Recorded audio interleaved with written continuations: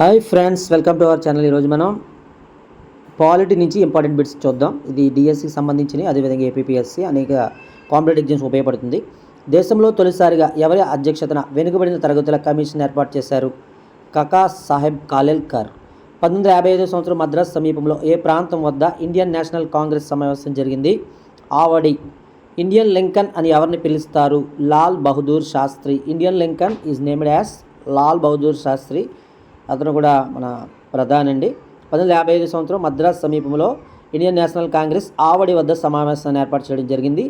మొట్టమొదటిసారిగా వెనుకబడిన తరగతుల కమిషన్ను ఎవరి అధ్యక్షత అంటే కాకా సాహెబ్ కాలేల్కర్ అధ్యక్షతన మనకి ఏర్పాటు చేయడం అయితే జరిగింది. మీరు చూస్తున్నారు రవికుమార్ ఎడ్యుకేషనల్ ఛానల్. మన ఛానల్లో ఇంపార్టెంట్ బిట్స్ అయితే మాత్రం పోస్ట్ చేయడం జరుగుతుంది. దయచేసి ఛానల్ స్కిప్ చేయకుండా చివరి వరకు చూడండి. తాష్కెంట్ ఒప్పందం ఏ ప్రధానమంత్రి కాలంలో జరిగింది? తాష్కెంట్ ఒప్పందం అనేది లాల్ బహదూర్ శాస్త్రి గారు ఒప్పందంలో ఆయన కాలంలో జరిగింది. సిమ్లా ఒప్పందాన్ని ఏ ప్రధాని కాలంలో చేసుకున్నారండి? ఇందిరాగాంధీ కాలంలో సిమ్లా ఒప్పందము. తాష్కెంట్ ఒప్పందం అయితే మాత్రం లాల్ బహదూర్ శాస్త్రి. గమనించండి, చాలా చాలా ఇంపార్టెంట్. ఇందిరాగాంధీ కాలంలో ఆర్టికల్ 356ను అత్యధికంగా ఎన్నిసార్లు విధించారు? అంటే అత్యవసర సమయంలో విధించేటువంటి ఆర్టికల్ 356ను ఇందిరాగాంధీ గారి కాలంలో 37 సార్లు వాడడం అయితే జరిగింది. సిమ్లా ఒప్పందం అయితే మాత్రం ఇందిరాగాంధీ గారి కాలంలో జరిగింది. తాష్కెంట్ ఒప్పందం కూడా లాల్ బహదూర్ శాస్త్రి గారి కాలంలో జరిగింది. వీళ్ళిద్దరూ కూడా మన భారతదేశానికి ప్రధానమంత్రులుగా పనిచేశారు. ఇందిరాగాంధీ గారి గురించి మీకు తెలుసు, తొలి మహిళా ప్రధానిగా ఆవిడ వచ్చారు. అదేవిధంగా రాజ్యసభ నుంచి ఎన్నికైనటువంటి మొట్టమొదటి ప్రధాని. తర్వాత చూడండి, 1978 సంవత్సరంలో నిరంతర ప్రణాళికలు ప్రారంభించిన ప్రధాని మొరార్జీ దేశాయ్.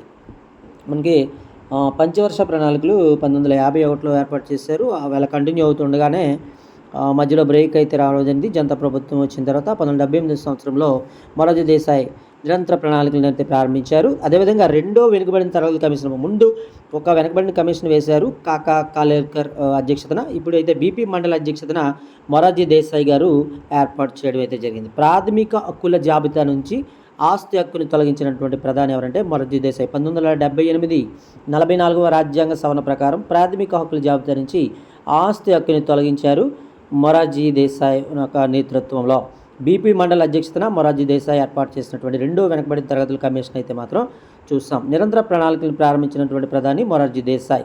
ఆర్టికల్ 352 ప్రకారం విధించే జాతీయ అత్యవసర పరిస్థితికి సంబంధించి సాయుధ దళాల తిరుగుబాటు అనేటువంటి ఆ పదాన్ని చేర్చారు. అది ఏ పదాన్ని తీసివేశారు అని అడిగారు. దానికి ఆంతరంగిక కారణాల వల్ల సాయుధ దళాల తిరుగుబాటు అనేటువంటి పదాన్ని చేర్చారు, ఆంతరంగిక కారణాలు తీసేసి. భారతీయ క్రాంతి దళ్ సంయుక్త విధాయక్ దళ్ అనేటువంటి సంస్థలు నెలకొల్పిన ప్రధాని ఎవరంటే చరణ్ సింగ్ గారు. కిసాన్ దివస్ కూడా చేస్తూ ఉంటారు. ఈయన రైతు ప్రధాని అని కూడా పిలుస్తారు, చరణ్ సింగ్. ఇలాంటి మరెన్నో ఇంపార్టెంట్ అయినటువంటి కంటెంట్ కోసం మన ఛానల్ని సబ్స్క్రైబ్ చేయడం మర్చిపోవద్దు.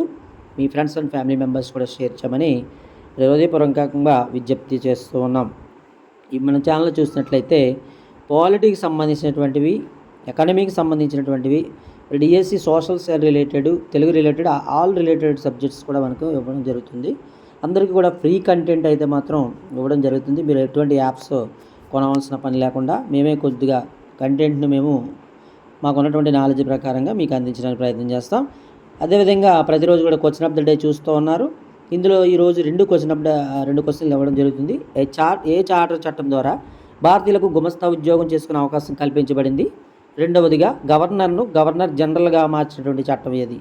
ఈ రెండిటి యొక్క సమాధానం మీకు తెలిసినట్లయితే మన కామెంట్ సెక్షన్లో కామెంట్ చేయండి. మీ యొక్క కామెంట్స్ కోసం మన ఛానల్ అయితే ఎప్పుడు ఎదురు చూస్తూ ఉంటుంది.